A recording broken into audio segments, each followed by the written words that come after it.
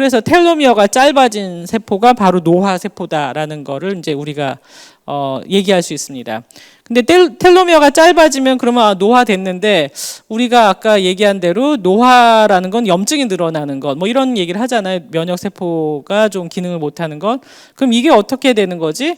DNA 끝이 그렇게 짧아졌다고 해서 도대체 이게 염증이랑 어떻게 되는 거야라고 했는데, 보니까 텔로미어가 짧아진 세포에서는 염증 반응이 되게 많이 일어나고요. 면역 세포가 노화하면서 면역력이 떨어지고 신진대사량은 감소하고, 그러니까 여러 가지 아까 얘기했던 현상적으로 우리가 느끼는 늙음이라는 것과 세포 내에서 일어나는 작용들이 이 텔로미어가 짧아지는 것으로 설명이 사실은 많이 됩니다. 거의 대부분이. 심지어는 이 왜 인지 능력이 떨어지는 게 결국은 뇌신경 세포 간에 이제 시냅스가 약해지는 것도 있거든요. 연결되는 게 뇌신경 뉴런 간에 시냅스가 약화되는 것도 사실 설명할 수 있어요. 그래서 이 모든 게 다시 말씀드리자면 텔로미어도 DNA고요. 그래서 DNA 손상 반응이라고 볼 수 있습니다. 그러니까 늙는다는 건 DNA가 손상되는 거고 그것으로 일어나는 세포 내 반응입니다. 그래서 에러가 발생하면은 DNA가 수선이 돼야 되는데 고쳐져야 되는데 고쳐지지 않는 것. 이게 늙는 것. 그다음에 텔로미어가 짧아진 것의 결과라고 볼 수 있습니다. 이거 좀 어렵지만 제가 여러분들이 관심 있을 얘기인데 사람들에서 되게 많이 찾은 게 뭐냐면은 이제 저처럼 분자생물학자들은 그 메커니즘을 굉장히 많이 열심히 규명을 하고 공부를 해요. 아까 말씀드린 3명의 노벨상 수상자와 티티아 들랑도 그랬고. 그런데 실제로 사람들은 이거에 관심이 많죠. 그러면 텔로미어가 긴 사람들은 오래 사냐? 그다음에 건강하냐? 그걸 질문했는데 답이 아니다라는 논문은 아직 없으니까 맞는 것 같은데 꽤 좋은 학술지에 실렸는데요. 맞다라는 거예요. 그 결론은 뭐냐면 이 첫 번째 것부터 말씀드리자면 이거부터 유태인 중에서 아슈케나지 유태인이라는 분들은 사실은 이제 이게 추적을 해가 보면은 자기네끼리 결혼을 많이 했기 때문에 뭐 폴란드 계통인지 아니면은 뭐 이집트 쪽인지 바빌로니아 쪽인지까지 이렇게 추적이 가능하다고 해요. 그 루트를. 그러니까 그런 분들이 왜 중요하냐면 유전학적으로는 뿌리를 알고 있으니까 유전적으로 좀 약간 동질성이 높거든요. 그런 데서의 유전학적 연구는 사실 신뢰도가 높아요. 그래서 그 아슈케나지 유태인들 중에서 100세까지 산 사람들을 조사를 해봤더니 그분들의 텔로머레이즈의 유전적 변이하고 이 사람들의 이제 오래된 수명하고 결론 비슷하게 연관관계가 있었어요. 즉 텔로미어가 길면 오래 살았다는 거예요. 텔로머레이즈 활성화하고 같이. 그러니까 이게 텔로미어 길이와 수명은 연관이 있다는 게 이 유태인 연구에서 이루어졌었고요. 또 하나는 뭐냐면은 건강도인데 이 100세 노인들의 자손들을 연구를 해봤더니 건강한 상태에서 85세 넘은 사람들의 자손들의 텔로미어가 그렇지 못한 사람, 그러니까 건강하지 않은 사람들의 자손들보다 길었다는 거예요. 그러니까 가계가 있다는 거죠. 보면은 흔히 우리 예전에 할머니들도 얘기하셨는데 장수 가계라고 하나요? 뭐 그게 사실은 설명이 된 거예요. 텔로미어 길이로. 그래서 이제 집안에 이제 장수하신 분들이 많으면 자신의 텔로미어가 아마 다른 사람보다 상대적으로 길 확률이 있고 그런 사람들은 오래 살 수 있다고 기대할 수 있다는 거죠. 다른 변수가 없다면. 그래서 이제 이런 스터디를 통해 가지고 텔로미어하고 수명하고 연결되어 있다는 걸 알았습니다. 건강 그다음에 수명하고 연결되어 있다는 이제 논문들이 뒷받침되고 있어요.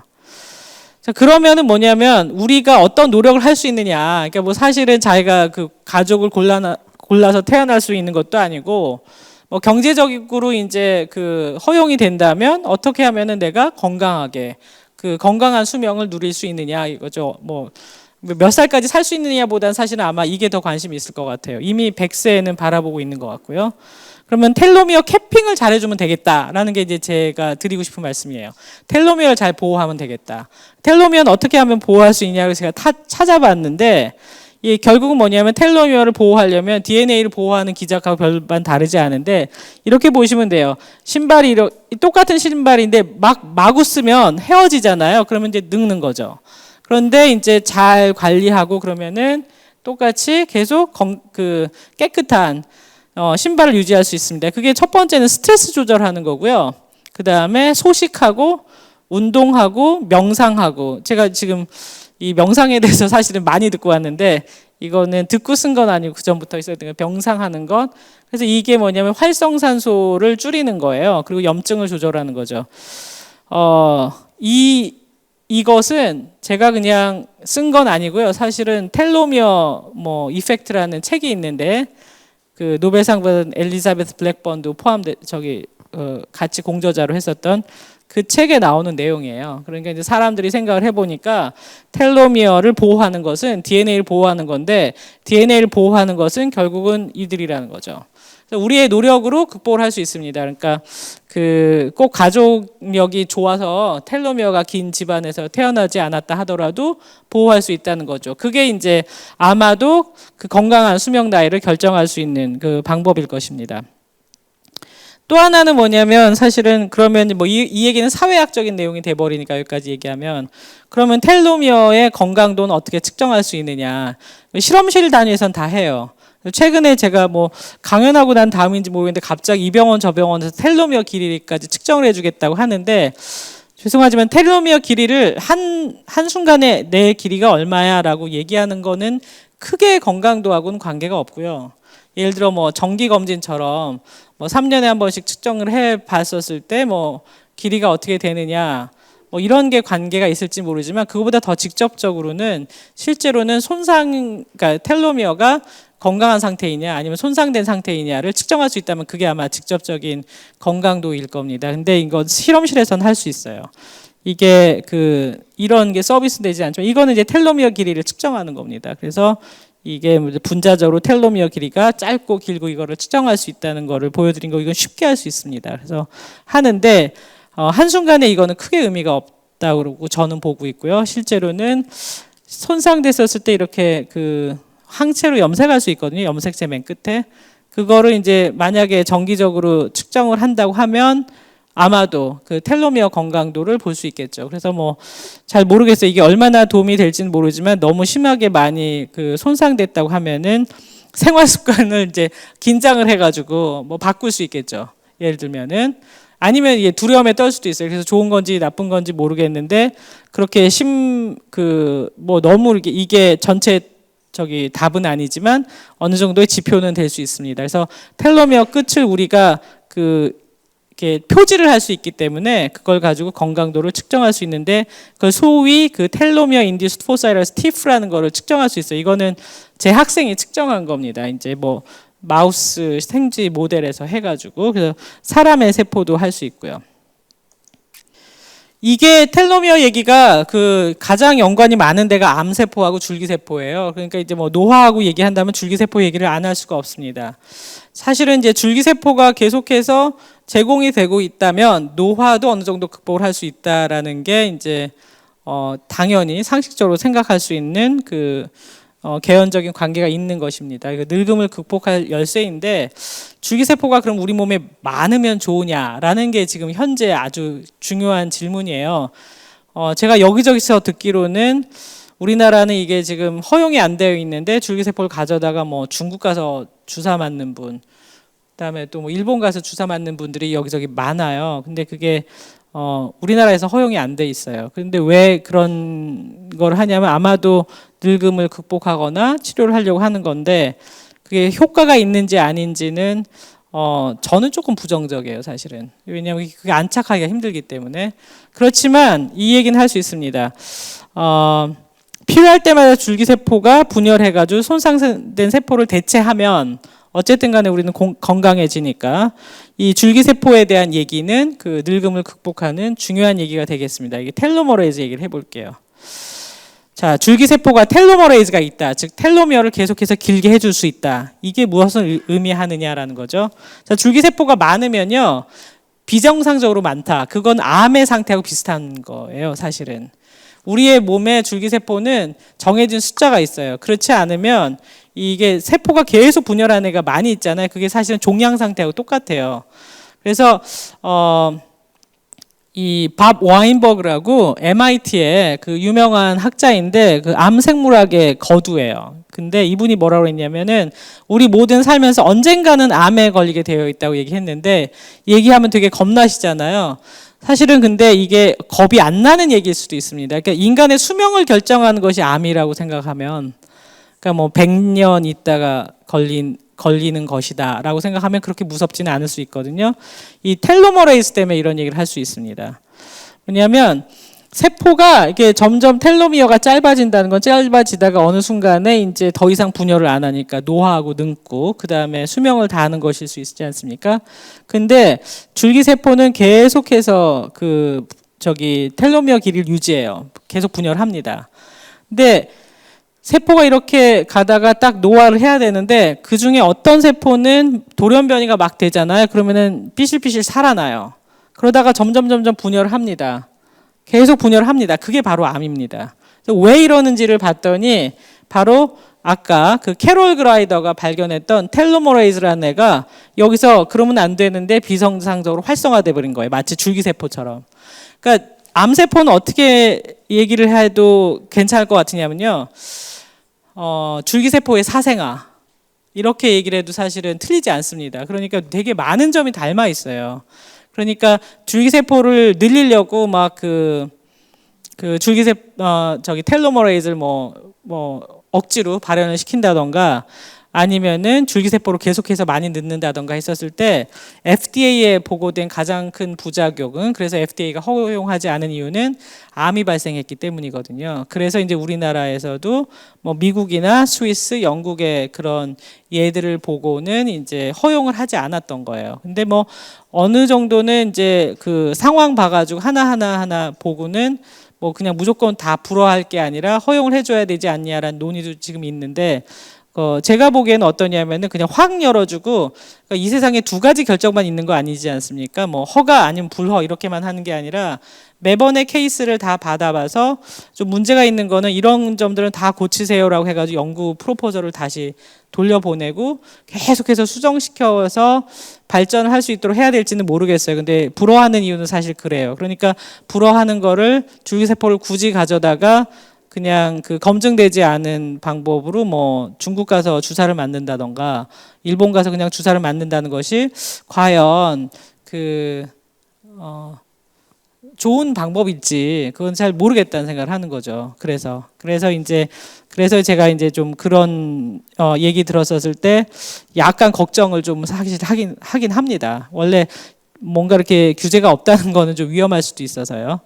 자, 그래서 텔로머레이즈가 이런 역기능도 있다라는 것. 그러니까 어떻게 보면은 이제 드디어 텔로미어의 비밀을 알았으니까 내가 어떻게 하면 건강하게 오래 살 수 있을지를 알았다라고 해가지고 텔로머레이즈를 발현하면 될 것 같았는데 이게 이제 역습을 하는 거죠. 이게 이제 사실은 하나를 알고 난 다음에 이거로 하면 될 것 같은데 한 10가지의 비밀이 다시 열리면서 인간은 이렇게 작은 존재였나? 라는 생각을 또 하게 되는 그런 일의 아주 대표적인 것 같습니다. 사실 생물학자로서 그런 생각이 많이 듭니다.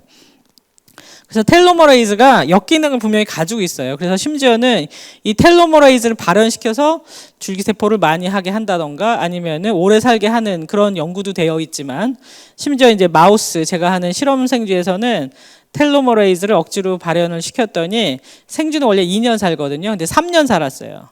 그러면은 우리로 치면은 예를 들어 100세까지 살 수 있다고 칩시다. 그 150세까지 산 거예요. 그것도 굉장히 건강하게. 근데 그 중에서 한 마리 정도는요, 꼭 암이 걸려요. 10마리 중에서 한두 마리. 그러면은 뭐냐면은 내가 10%나 20%에 끼지 말라는 법이 없고 어떤 실험에서는 30%거든요. 그래서 이게 동전의 양면이에요. 건강하게 오래 살 수 있는 것만이 아니라 암세포의 탄생의 비율이 훨씬 올라가는 거죠. 이게 이제 피할 수 없는 것입니다. 그래서 이제 어느 정도의 선에서 우리가 텔로미어에 대한 걸 활용을 해서 그 건강하게 할 것인가, 이런 게 이제 문제가 되는 겁니다. 아직까지 계속해서 연구가 되고 있는데 텔로미어에 대해서 우리가 아는 게 사실은 적어서 그런 거죠. 훨씬 더 많이 알게 되면은 어쩌면 이거보다 조금 더 좋은 컨트롤하는 방법이 생길 수도 있겠습니다. 그래서 이제 조금 여러분들한테 겁을 드린 것 같아서 조금 희망을 좀 드리려고 하는데요. 희망의 얘기를 좀 하자면은 이게 제가 놀랐어요. 이게 인간의 그 인간이라는 게 이렇게 그 위대했던가라는 생각을 했는데, 제가 이제 그 저의 선배 교수님 중에서 화학과의 김성근 교수님께서 이걸 보여주시는데 제가 너무 깜짝 놀라서 이걸 달라고 했습니다. 1965년에 만화가 이정문이 상상한 2000년도의 미래의 모습이에요. 근데 1965년이면 제가 태어나기도 전인데, 이 사람이 그린 그림인데 뭐 과학을 전공하지도 않은 분이라고 해요. 근데 이분이 태양열 주택, 우주 여행, 도우미 로봇, 청소 로봇, 전기 자동차, 무빙 워크, 여기 써 있는 거 모두 뭐 스마트폰, DMB TV, 화상 통화, VOD 요리 강좌, 사물 인터넷 이런 걸 다 생각을 해서 이 그림에 다 있어요. 이게 그렇게 상상한 거 지금 다 되고 있지 않습니까? 인간이 이렇게 위대했나라는 생각을 제가 했어요, 진짜. 상상한 걸 지금 다 이루고 있는 거죠. 그러니까 암에 대해서도 되게 무서워하다가 상상한 이걸 어떻게 하면 극복할까라는 노력을 엄청나게 많이 했었고, 실제로 이제 가고 있죠. 그리고 다스리고 있는데, 여기서 이제 제가 주목하는 건 이 모든 게 정말 너무 엄청나게 놀라운 거지만, 또 하나가 이거예요. 제가 동그라미 쳤는데 이런 생각을 해본 거죠. 사회적으로 서울에 살고 예를 들어 뭐 삼성동에 살고 이러면은 병원 가기도 되게 편하고, 그 다음에 소위 그 응급 치료도 제가 잘 받으니까 의료 혜택을 잘 받는단 말이죠. 경제적인 거하고 맞물려서. 그런데 예컨대 거제도에 사세요. 그러면은 아팠을 때 갑자기 치료받을 곳에 그 의료의 수준이 서울의 삼성동보다 훨씬 더 만약에 낮다고 하면, 사실은 지금 그렇죠. 그렇다고 하면 이거는 너무 불평등하잖아요. 과학의 발전과 의학의 발전이 가져다주는 혜택을 다 못 누리고 있잖아요. 그래서 이걸 이제 생각하면서 뭐냐면, 만약에 원격 치료를 받을 수 있다면인데요. 원격 치료라는 게 뭐 예를 들어 의사가 가지 않고 그냥 TV로 다 하고 그런 수준이 아니에요. 이거를 어떻게 하면 구현할 수 있을까? 이 얘기를 좀 해보는 겁니다. 좀 그래서 모두한테 보편된 어떤 그 과학적 혜택, 의학적 혜택 이런 게 가능할 것인가? 상상하면 실현이 되니까 한번 해보는 거죠. 자, 그런데 이제 그런 게 점점 이루어지고 있는데요. 이 분자 메커니즘을 많이 알면서 사실은 약간 좀 동양의학이나 서양의학이나 비슷하게 좀 이런 약 해봤더니 뭐 암이 낫더라, 내지는 뭐 면역 그 질환이 낫더라라는 이렇게 더듬이식을 하다가 드디어는 이제 분자 메커니즘을 아주 표적하는 항암제들이 나왔어요. 이제 이런 시대에 우리가 도입을 했는데, 첫 번째는 이제 그 만성 백혈병 치료제인 그 상품명 글리백이라는 노바티스 회사가 만든 건데, 아주 단순하게 만성 백혈병이 어떻게 해서 크로모좀 9번과 22번이 결합해서 되느냐, 그래서 생기는 BCR-ABL이라는 유전자가 어떻게 해서 작용을 하고 얘를 어떻게 하면 타겟하면 되는지를 딱 찾아내서 걔를 딱 표적하는, 타겟하는 화합물을 스크리닝 해냈어요. 그래서 환자한테 한번 줘봤더니 이게 1임상 12명만 해봤을 때 너무너무 효과가 좋았어요. 그래서 이게 제가 대학원도 다 마치고 포스닥 할 때였는데, 어떻게 됐냐면은 이 뉴스를 보고는 만성 백혈병 환자들이 그 빌 클린턴 대통령한테 다 편지를 썼어요. 이게 1임상하고 2임상하고 3임상 가면은 15년 걸리거든요. 그리고 중간에 뭐 누구한테 부작용 나타났다고 그러면 그냥 페일 해버려요. 그냥 폐기한다고요. 그러면은 제약사들은 천문학적인 돈을 들였는데 억지로 끌고 갔다가는 몇 조가 더 드니까 그냥 폐기해서 없어져요. 근데 효과가 너무 좋았어요. 1임상 때. 그러니까 백혈병 환자들이 그 2임상, 3임상 가기 전에 우리한테도 그냥 달라고 그 편지를 보내서 백악관에서 처음으로 최초로 승인을 해요. 근데 이게 경구용 항암제여가지고 어떠냐면 평생 먹어야 되거든요. 그런데 알약으로 근데 이게 무슨 의미가 있었냐면은 판도를 완전히 다 바꿔버리는 거예요. 경제 판도도. 왜냐하면 백혈병 환자들한테는 완전 희소식이고, 또 하나 이 노바티스라는 회사는 그래서 뭐 순위로 치면 한 30몇 위, 저 50몇 위에 있다가 단숨에 하루아침에 5위, 3위로 올라갔어요. 왜냐하면 이게 그 천문학적인 돈이 투자됐지만 이제 완전히 대박이 난 거죠. 그래서 신약이 된 거예요. 그리고 이제 전 세계에 팔렸고요. 우리나라에서도 스토리가 있습니다. 이게 너무너무 잘 듣는 항암제였는데 이런 백혈병 환자들한테는 이게 처음에는 되게 비쌌어요. 보험으로 안 들어와서. 근데 경구용이니까 한 달에 계속해서 돈을 한 500만 원씩 내서 먹어야 되는 거죠. 그러니까 부자들도 잘 감당하기 힘들었는데 우리의 이제 좋은 제도가 있지 않습니까? 건강보험에 이걸 편입을 시켜야 되니까 시민운동이 이루어졌었고요. 그 시민운동 덕분에 건강보험에서 이걸 편입이 돼서 상당히 그 싼 가격으로 이제 그 환자들이 혜택을 받게 됐어요. 그러니까 이게 신약의 개발, 그 다음에 뭐 저처럼 연구를 해가지고 어떤 메커니즘을 발견하는 것이 연동돼 있다는 건 알았는데 이게 다시 이제 사회와 연동이 돼가지고 사람들이 이제 지식을 알게 되면서 이런 운동을 하게 된 거죠. 그래서 혜택이 많이 왔어요. 그래서 글리백 이후에 그 세계의 그 신약 시장과 판도는 바뀌었습니다. 이 보통 이 빅파마라고 하는 다국적 제약업계의 그가 굴리는 저기 예산이나 이 그 돈의 규모는 우리나라의 전체 예산보다 훨씬 커요. 전 세계가 혜택을 받는 거죠. 그러니까 정말로 어떻게 보면은 만약에 폐기했다면은 정말 너무너무 아까운 뭐 그런 거죠. 그런데 이제 이 판도가 바뀐 다음에 이제 제약회사들이 그러니까 이렇게 맞춤 항암제를 드디어 만들기 시작했습니다. 그러니까 글리백이 최초의 스마트 드럭이라고 말할 수 있어요. 메커니즘을 아는. 그 다음에 나온 게 뭐냐면 사실은 이제 서양에서 많이 발전했으니까 서양 사람들한테만 계속 임상 테스트를 했단 말이에요.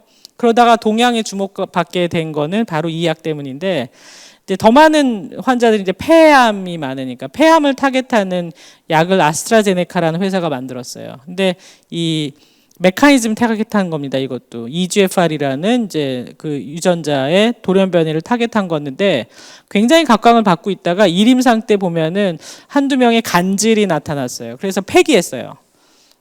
이거 안 되겠다라고 해가지고 FDA가 허락을 안 했습니다. 그랬는데 약이 사실은 굉장히 좋은 약이었거든요.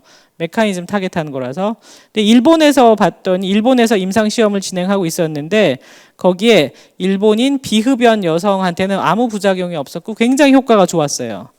그래서 그게 논문이 났어요. 뭐 그 좋은 저기 저널에. 그거를 우리나라 그 환자들과 보호자들도 되게 많이 보고는 임상 시험을 뭐 우리나라에서는 한 50명, 80명밖에 하고 있지 않던 거를 이분들이 막 편지를 써가지고 더 많이 해달라고 해서 어차피 폐기되고 있었던 거니까 일본에서의 좋은 결과가 맞는지를 보기 위해서 아스트라제네카가 그 동정적 임상 시험이라는 걸 하거든요. 그래서 우리나라에서 500명이 했다고 들었어요. 했는데 효과가 매우 좋았어요. 그래서 어떻게 됐냐면 이게 이 정말 돈을 많이 쓰고 진짜 많은 과학자가 들어가가지고 이게 개발한 건데 이 폐기하면 끝나는 거잖아요. 그래서 FDA에서 허락이 안 났었는데 동양인한테는 써도 되겠다라고 해가지고 허가가 났어요. 그러니까 이제 지옥에서 천당으로 올라가는 거죠. 그리고 아스트라제네카는 당연히 이 서열이 엄청나게 뛰었죠. 그리고 이게 가져다 준 효과는 뭐냐면 그리고 지금은 이 폐암만이 아니라 이 EGFR이라는 데가 돌연변이 돼 있는 다른 암들에도 써요. 그러니까 이제 광범위하게 계속 올라간 거고 이제 허락되는 그 암종과 사람이 점점 늘어나니까 엄청난 효자 신약인데 제가 주목한 건 뭐냐면 그전에는 그래서 동양인 이런 얘기 안 했거든요. 사람마다 다른 인종마다 다른 유전자에 주목하게 되는 거죠. 동양인한테 많은 어떤 돌연변이에 타겟한 거거든요. 몰랐는데 그렇다는 얘기는 뭐냐면 사람마다 유전자가 다르니까 사람마다 타겟하는 것도 달라야 된다는 거죠. 그리고 우리의 유전자는 다 달라요, 사실은. 근데 뭐 다 10가지로 다른 게 아니라 이 다윈의 진화에 근거하자면 한 80%는 비슷하고 20%가 다르거나 2%가 다르거나. 그러니까 이제 이런 약이 있는 사람은 그 행운인 거고 잘 다스릴 수 있으니까. 근데 다른 방식의 돌연변이가 있는 사람은 이 약은 못 쓰는 거예요. 근데 우리가 얼마나 많은 약을 개발해 놨냐면 안 쓰는 약 중에 타겟하는 애가 있는 거죠. 그런 애를 쓸 수 있다면 좋겠다라는 게 이제 소위 맞춤형 의료의 개념입니다. 그게 이제 지금 4차 산업혁명의 총하예요. 맞춤형 그 의료라는 거는 영어로는 이제 정밀의학, 프리시션 메디슨인데 이 DNA에 주목하는 거예요. 사람마다 다른 DNA에. 그래서 개인화된, personalized, 그 다음에 정확하게 맞추는 프리시션, 그 다음에 프리벤티브, 예방까지 할 수 있는 이거를 이제 겨냥을 하는 건데요. 이 오바마가 그 몇 년 전에 대통령일 때 그 미국을 뭐 정밀의학 그 이니셔티브를 발표를 했어요. 이유가 뭐 조 바이든이라는 그 부통령이 아들을 그 뇌암으로 잃었다고 하는데, 그러고 난 다음에는 뭐 그 과정에서 공부를 되게 많이 하면서 현재의 항암 치료가 이제 과학의 발전하고 이제 약간 안 맞는 부분이 있잖아요. 그래서 이거를 정말 사람마다 다른 유전자에 주목해야 된다라는 이야기를 듣고 그 얘기를 많이 강조했다고 해요. 근데 뭐 그 사람의 그 건강만을 위해서 한 건 아니고 사실은 여기에 상당히 많은 경제와 돈과 테크놀로지의 발전이 있기 때문입니다. 모든 게 다 결합돼 있어요.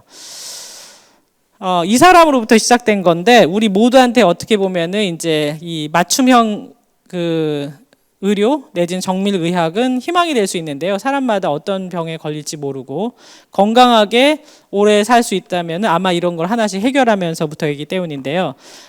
파이오니어 중에 한 명이 이 스티브 잡스예요. 사실은 스티브 잡스가 이제 췌장암으로 돌아가셨는데, 이분이 사실 췌장암 처음에 수술을 하고는 그걸 극복하면서 스탠포드 대학에서 유명한 연설도 했었어요. 뭐 stay foolish, stay hungry 이러면서 자신의 삶을 15년 동안 쫙 반추하면서 엄청난 희망을 줬었던 분인데요. 이분이 이제 췌장암이 재발을 했어요.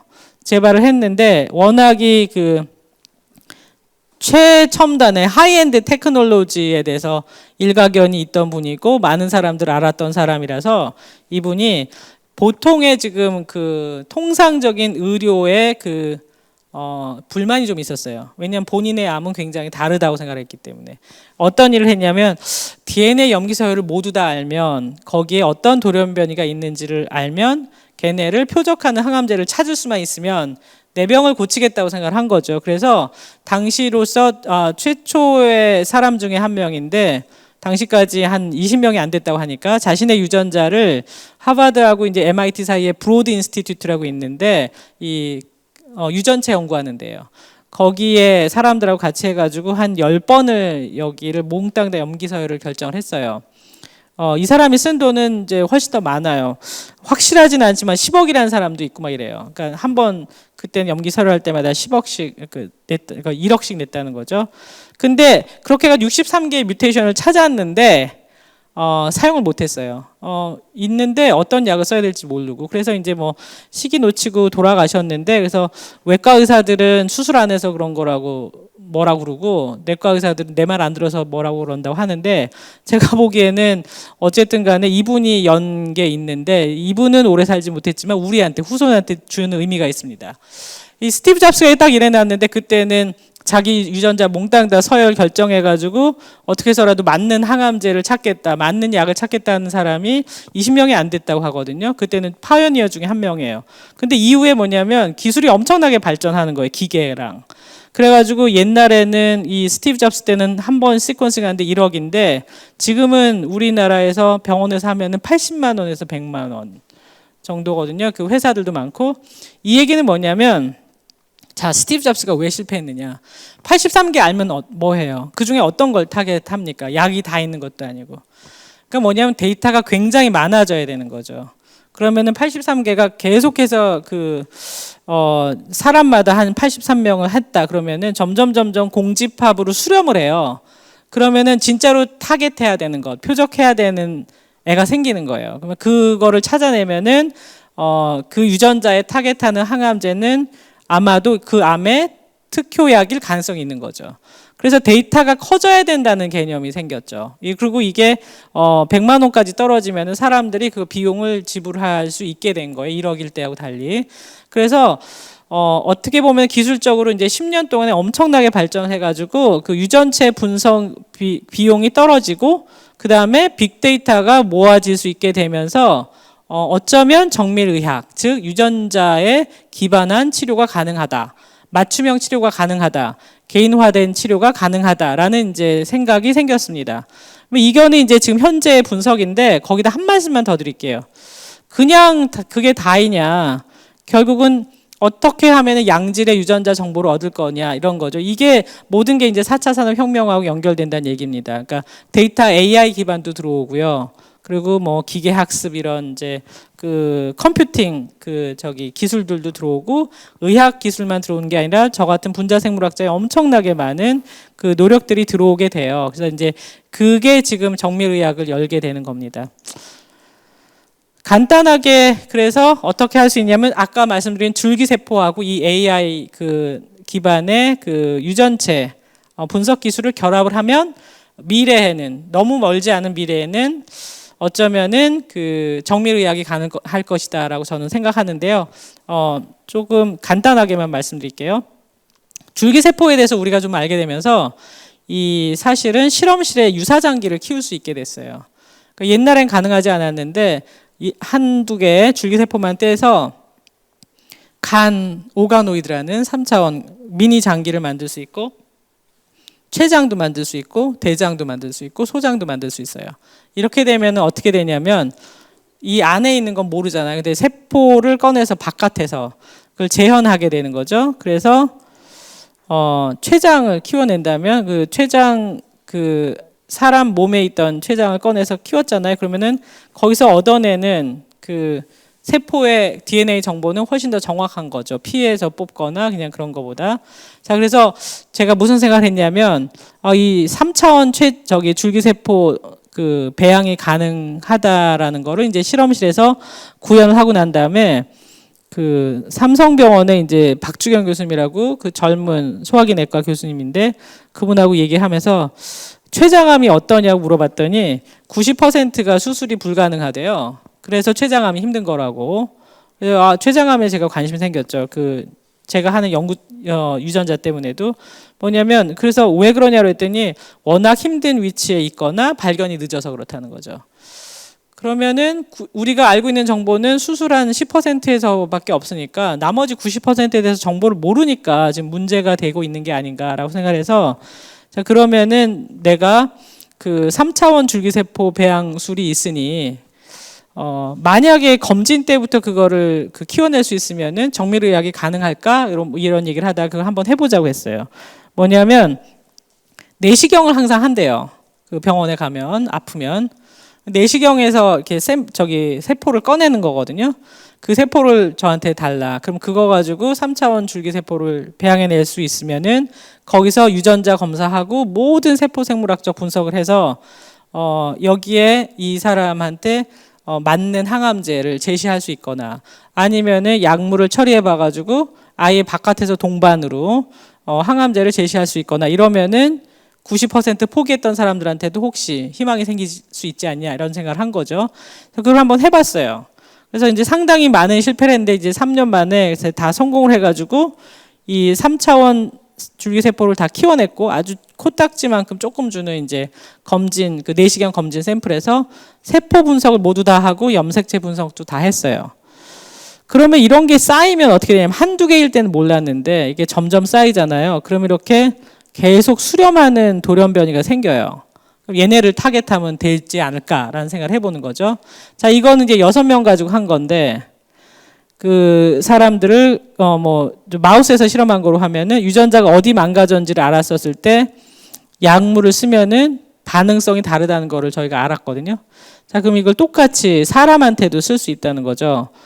이 100명, 200명, 300명 이렇게 넘어가게 되면 그 데이터를 다 모아서 기계 학습을 시키면 아마 아주 똑똑한 타겟을 찾아내면은 정밀의학이 가능하지 않을까. 그리고 나중에 딴 분들은 고유전자만 검사를 하면은 뭐 맞는 항암제를 제시해 줄 수도 있을 거다. 그래서 어느 정도의 정밀의학을 구현할 수 있을 거다라는 이제 희망을 가지고 이제 같이 공동 연구도 하고 있습니다. 그래서 가까운 장래에 이런 것이 여기저기서 구현이 되면 어떨까라는 생각을 하고 있는데 이거는 제가 난 췌장암을 치료해야겠어라고 생각 한 번도 해본 적 없고요. 사실 그냥 과학자인데 질문이 이끄는 대로 가다가 그렇게 된 거거든요. 그래서 이제 병원에서도 되게 관심을 많이 가져주시는데요. 이게 왜 그런가 생각을 해보면 바로 이런 차이 때문에 그런 것 같아요. 여러분들 공부했던 방식, 그 다음에 여러분들의 자녀들, 그 다음에 지금 현재 학생들이 공부하는 방식이 주로 저를 포함해서 옛날에는 이 라이브러리였어요. 뭐냐면 완성도가 이미 있는 지식을 배우러 가는 거예요. 책을 공부하고 외우고. 근데 사실은 저희 실험실 같은 환경에서 레버러터리예요. 실험실은 뭐냐면 아무것도 정해진 건 없는데 질문이 이끄는 대로 가는 겁니다. 만들어져가는 새로운 지식인 거예요. 그걸 하다가 이게 되네라고 해가지고 이제 정밀의학 얘기까지 하게 되는 거죠. 그래서 실제로는 실험실이나 아니면 사회적 토론회장, 오늘 같은 장소, 사회 현장, 프로젝트 이런 데서 부엌처럼 뭔가 만들어내고 있다 보면 이렇게 1965년에 이정문 선생이 그냥 과학적인 지식 아무것도 없이 상상해낸 게 막 구현되는 것처럼 돼가는 거죠. 이게 진짜 살아있는 지식이 아니겠는가. 그래서 과학자도 그냥 너무 과학 실험실에서 따로가 아니라 시민사회하고 같이 얘기하고 그러면은 훨씬 더 살아있는 그런 질문을 찾아낼 수 있을 것 같다라는 생각을 제가 하게 됐습니다. 그래서 이제 여기까지 말씀드렸는데 처음에는 좀 어려운 얘기 하다가 암울한 얘기 하다가 조금 희망을 드렸기를 바라면서 이 과학 강연이니까요. 과학자로서 제가 좋아하는 말이고 정말로 어쩌면 우리 모두한테 아직까지 살아있는 말씀인 것 같아가지고 오스카 와일드의 명언으로 이제 끝을 맺을까 합니다. 제가 이렇게 생각하려고 애를 쓰고 있는 거라서 그러니까 우리 모두는 다 진흙탕에 살고 있는데 우리 중에 어떤 누구는 별을 바라보고 있다. 그러니까 이제 과학자는 사실 별을 바라보는 사람들이에요. 이걸 통해 가지고 어떤 이제 우리가 상상했던 어떤 걸 실현해 낼 수도 있겠고 이제까지 아무도 발견하지 못했던 새로운 질문을 찾기도 하고 그러면서 우리의 삶이 나아질 수 있도록 하게 된다면 더없이 큰 영광이겠다라는 생각을 해봤습니다. 여기까지 얘기를 하고 마치려고 하고요. 이 얘기는 좀 드리고 싶어요. 면역 항암 치료제 얘기를 하려고 했지만 시간이 없으니까. 자, 오늘 얘기해서 어떤 거를 여러분들하고 같이 시민사회와 같이 할 수 있을까라고 생각한다면 일단은 하나의 질문은 그거예요. 빅데이터는 되게 좋은 건데 한편으로는 개인정보 유출에 문제가 많지 않습니까? 그럼 이 빅데이터는 누가 관리해야 되는가? 유전체 정보 같은 거.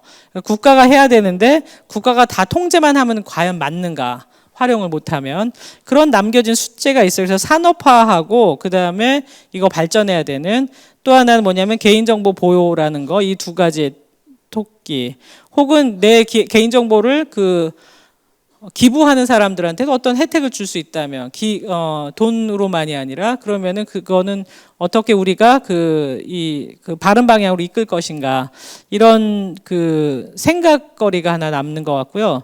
또 하나는 여러분들이 모두 다 관심 있을 만약에 건강진단의 텔로미어 항상성 얼마나 건강한지를 포함할 수 있다면 참 좋겠다. 근데 현재는 그게 굉장히 고가여야 할 겁니다. 이거를 과학자들과 시민사회가 여러 가지 머리를 맞대가지고 아주 싼 비용, 저비용으로 개발할 수는 없을까? 그렇게 한다면은 어쩌면 좋을 수 있어요. 그렇죠? 그리고 이제 또 하나는 거제도에서도 이런 혜택을 받으려면은 빅데이터 기반으로 하고 AI하고 결합된 새로운 진단법이 나와야 될 거예요. 이거는 막으면 안 될 것 같아요. 제 생각에는 전체를 위한다면. 그래서 이제 이게 의료 현장하고의 이 엄청난 갭을 어떻게 메꿀 것인가 이런 생각이 있습니다. 그리고 이거는 허망하실지 모르지만 불로장생은 없다고 생각해요. 근데 건강 나이를 분명히 늘릴 수는 있습니다. 그리고 우리가 어떻게 할 것인가? 사회적 비용은 어떻게 건강보험 적용과 맞물릴 수 있을 것인가라는 생각이 들고요. 제가 추구하는 거는 실제로는 저의 과학적인 어떤 연구 결과나 이런 것들이 모든 사람들이 평등하게 과학적 혜택을 누리는데 기여했으면 좋겠다는 생각으로 지내고 있어요. 그래서 이건 어떻게 해결할 것인가? 스티브 잡스처럼 돈 많은 사람만이 아니라 모두가 혜택을 누릴 수는 없을 것인가라는 생각을 하고 있습니다.